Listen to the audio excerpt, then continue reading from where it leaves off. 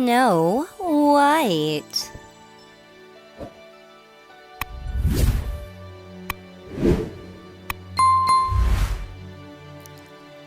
Once upon a time, there lived a lovely little princess named Snow White. Her vain and wicked stepmother, the queen, feared that one day Snow White's beauty would surpass her own.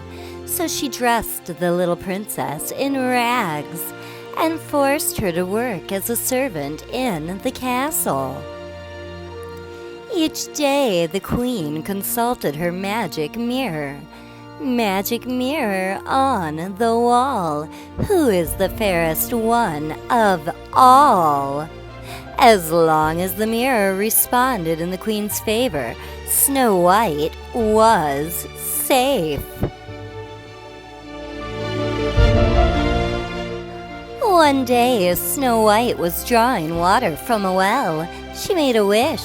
She wished that one day the one that she loved would find her, and she dreamed about how nice he would be.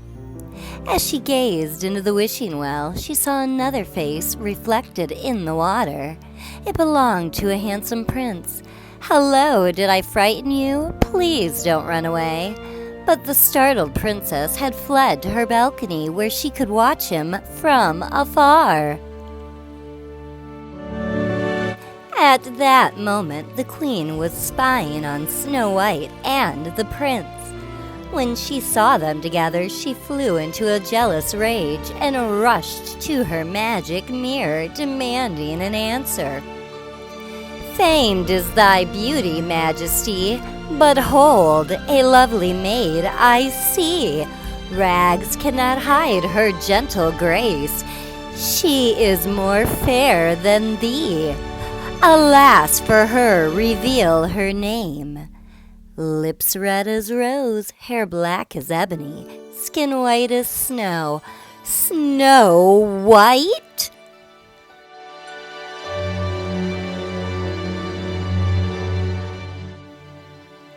Furious, the queen sent for her huntsman. "Take Snow White far into the forest, find some secluded glade where she can pick wildflowers, and there, my faithful huntsman, you will kill her." "But your majesty, the little princess." "Silence! You know the penalty if you fail." Knowing that he dare not disobey the queen, the huntsman led Snow White into the forest. But when it came time for him to harm Snow White, he stopped.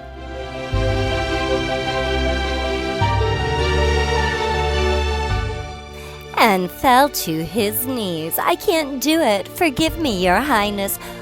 Why? I don't understand. The queen is mad. She's jealous of you. She'll stop at nothing. Now quick, child, run away. Hide in the woods, anywhere, and never come back. Frightened and alone, Snow White ran into the forest. Blazing eyes peered out at her from the darkness. Eerie shrieks pierced the air. The branches of trees grabbed at her hair. Finally, she could run no further and collapsed to the ground, sobbing. When Snow White looked up, she saw several forest animals gathered around her. "Hello, do you know where I can stay? Maybe in the woods somewhere?"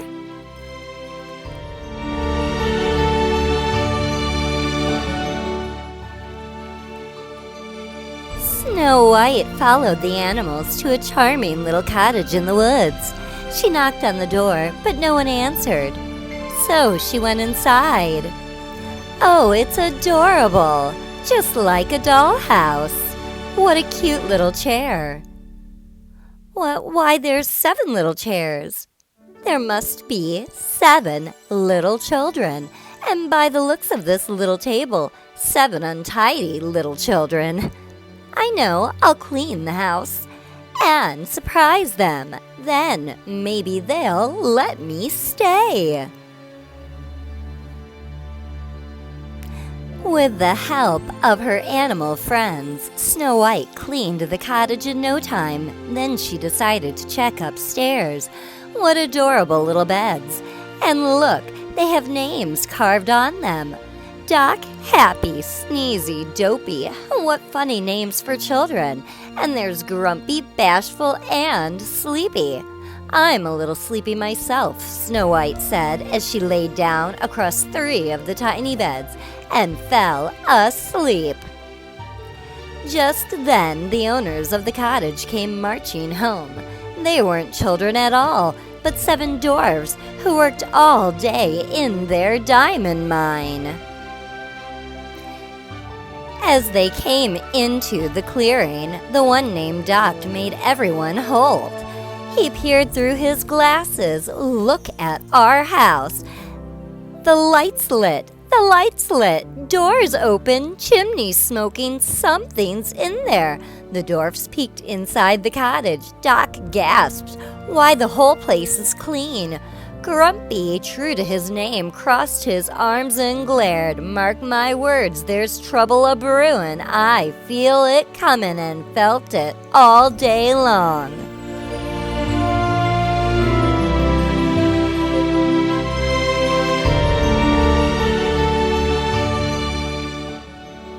Suddenly, the dwarfs thought they heard a sound.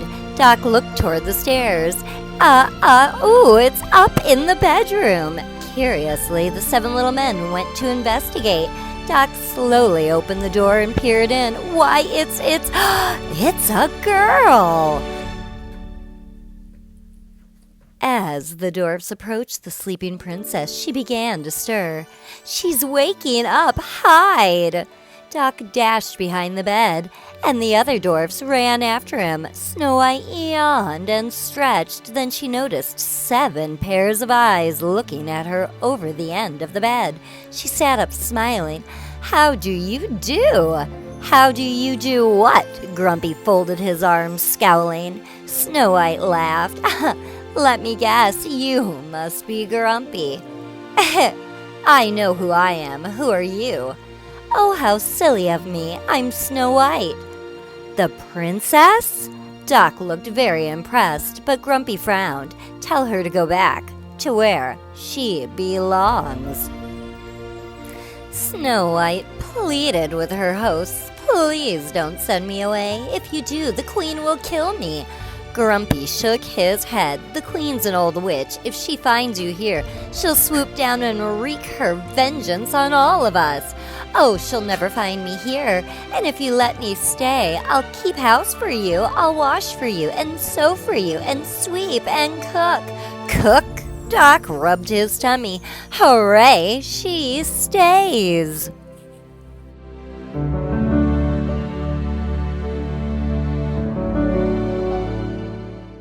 Back at the castle, the wicked queen stood before her mirror. Magic mirror on the wall, who now is the fairest one of all? Beyond the 7th fall, in the cottage of the 7 dwarfs, Snow White still lives, fairest one of all. I've been tricked. I'll go myself to the dwarf's cottage in the woods. I'll go in a disguise so complete no one will suspect me.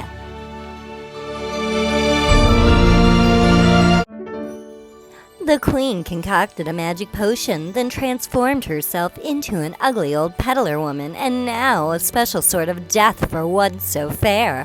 What should it be? Ah, a poisoned apple. One taste and Snow White's eyes will close forever, only to be revived by love's first kiss. No fear of that, the dwarfs will think she's dead.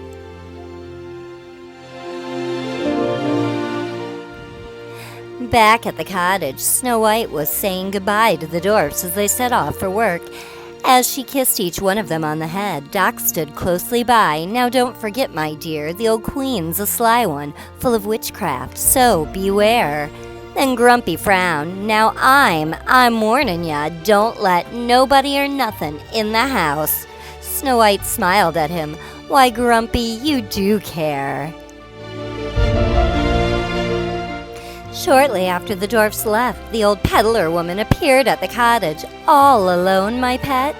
Snow White nodded as the old woman sniffed the air.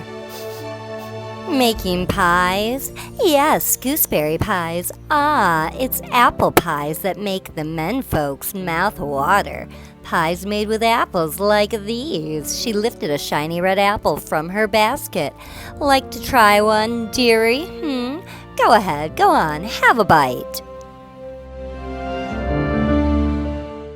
Sensing that Snow White was in danger, several birds swooped down on the old woman, knocking the apple out of her hand.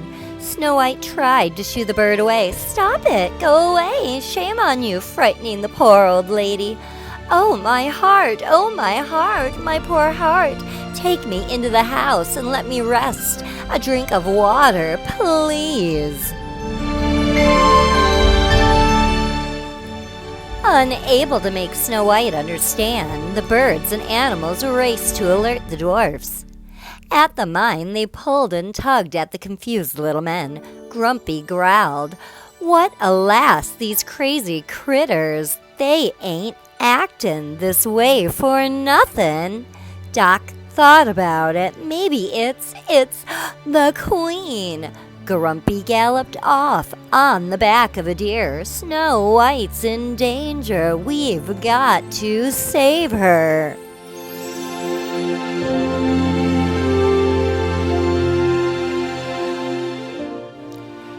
Meanwhile, the Queen picked up the poisoned apple. "Because you've been so good to a poor old granny, I'll let you share a secret. This is no ordinary apple. It's a magic wishing apple." "A wishing apple? Really?" "Yes, one bite and all your dreams will come true."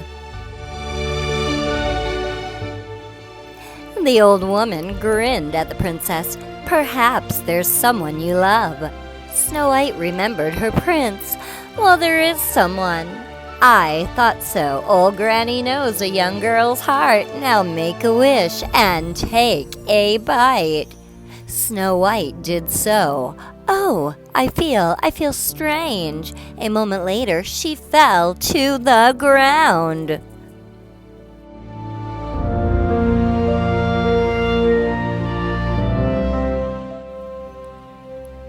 A sudden storm began to rage as the dwarfs reached the cottage where they found the lifeless Snow White. Through the rain, Grumpy spotted the old hag disappearing into the forest. "There she goes, men, after her!" The dwarfs chased the queen up a steep cliff. "You little fools, I'll crush your bones!" She tried desperately to pry a boulder loose to crush them. Suddenly, a bolt of lightning shattered the ledge, sending the wicked queen into a valley below.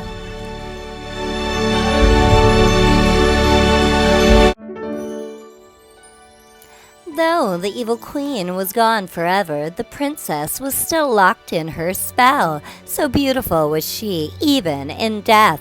The dwarfs could not find it in their hearts to bury her. Duck brushed away a tear. "Let's make her a coffin out of glass and gold. That way we can still see her and keep constant watch by her side."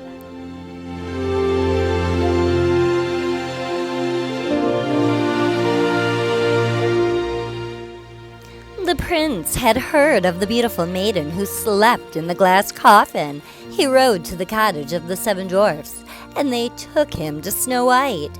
Gently he kissed her, then slowly her eyes began to open. The spell was broken. Love's first kiss had brought her back to life.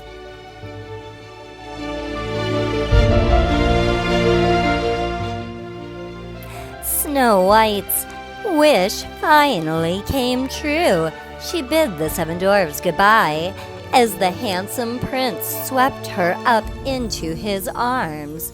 Soon wedding bells rang, echoing through the forest.